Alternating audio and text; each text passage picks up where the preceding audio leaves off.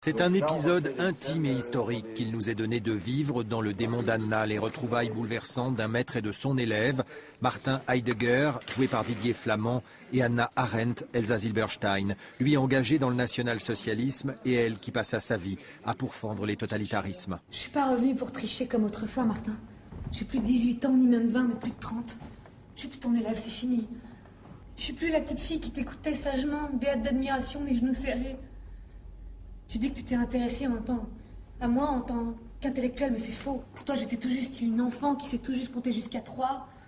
Sauf quand il s'agissait de ton œuvre, alors là, t'étais très content que je sache compter jusqu'à 3 et même jusqu'à 4. Je crois que le public va être dans le même état que nous, c'est-à-dire qu'il va suivre au fond cette histoire à travers la confrontation, comprendre au fond un peu l'époque, la revivre à travers, j'allais dire, les questionnements d'Anna et les réponses justifiées ou non de Martin, quoi. Si je comprends bien, c'est elle qui t'a écrit. Oui. Et qu'est-ce qu'elle te veut? Elle est à Fribourg pour 24 heures et elle voudrait me revoir. Tu te souviens pas d'elle? C'est la plus brillante de mes élèves. Un esprit remarquable. La seule qui se montrait vraiment ouverte au questionnement. Tu as toujours confondu la croupe de tes élèves avec leur cervelle. La construction du personnage, pour employer des grands mots, c'est pas faite sur la blessure de cette femme, mais plutôt sur son lien avec son mari, l'union avec lui et puis surtout ce qu'ils partagent au sujet de l'Allemagne, de leur pays qui a perdu la guerre et voilà. Vous allez repartir dans votre pays. Vous ne reviendrez plus jamais. Vous comprenez? L'Allemagne est mon pays. J'ai la nationalité allemande. Vous n'avez rien à faire ici. Et vous? C'est vraiment l'histoire d'une passion bouleversée par la grande histoire. Et ce qui est d'ailleurs pour moi un thème de théâtre que je reprends régulièrement, à quel point finalement l'histoire intime des êtres est conditionnée par le temps, par l'histoire qu'ils vivent. Je suis en train d'écrire, mais j'imagine que tu t'en fous. L'intensité de la rencontre est absolue, à nous, grâce à l'incarnation magique du théâtre, de tenter, d'essayer, de comprendre. Bonsoir Elsa Zilberstein. Bonsoir. Alors c'est vrai que quand on écoute et quand on voit ces deux personnages qui ont existé, qui ont été ces deux philosophes que l'on connaît, on se dit que la réalité dépasse la fiction, car cette rencontre a eu vraiment lieu. Et on imagine ce qu'ils ont pu se dire. Disons, ce qui est intéressant, c'est vrai que sans l'histoire, sans la politique, sans la guerre, leur histoire n'aurait pas été la même. Elle n'aurait jamais écrit les origines du totalitarisme. Leur rencontre est empreinte d'histoire. C'est ça qui est le plus beau, je trouve, dans les grands films ou dans les grandes pièces. C'est quand la petite histoire rejoint la grande histoire, l'histoire du monde. Alors justement, la magie du théâtre, c'est aussi de pénétrer dans l'intime, dans le cœur des personnages. C'est ce qui se passe dans cette histoire. C'est ce qu'a voulu faire Antoine Rau, parce que finalement, il y a la grande histoire, il le disait. Ouais.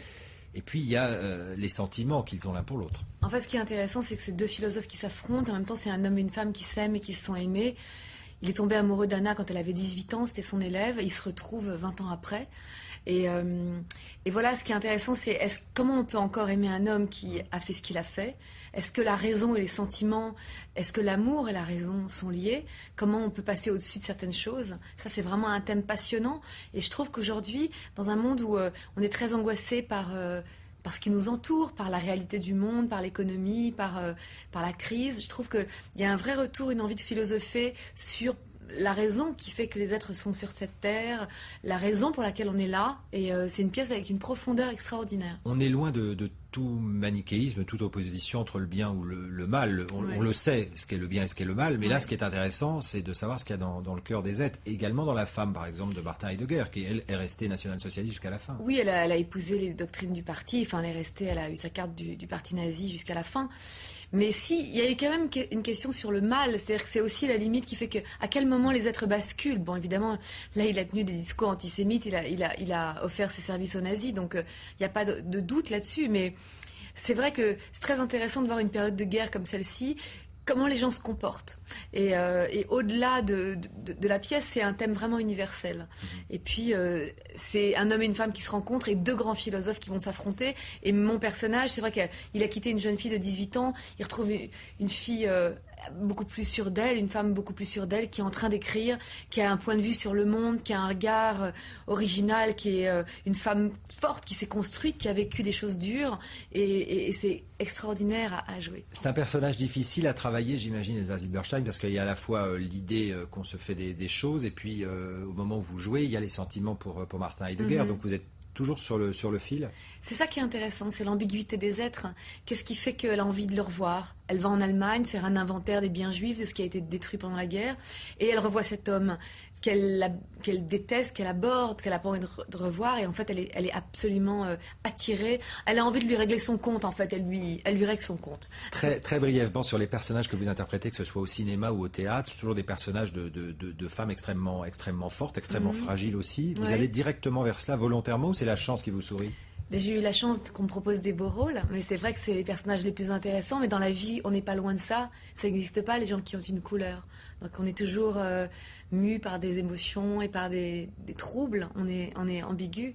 Et ce sont des personnages ambigus l'un et l'autre. Merci beaucoup Elsa Zilberstein d'avoir été avec nous sur ce plateau pendant le 19-20. Je rappelle que Le démon d'Anna d'Antoine Rose, c'est à partir du 25 septembre. C'est vendredi prochain. Vendredi prochain, à la Comédie des Champs-Élysées. Et je montre le texte d'Antoine Rose qui paraît en même temps aux éditions Albin Michel. Voilà, vous savez tout.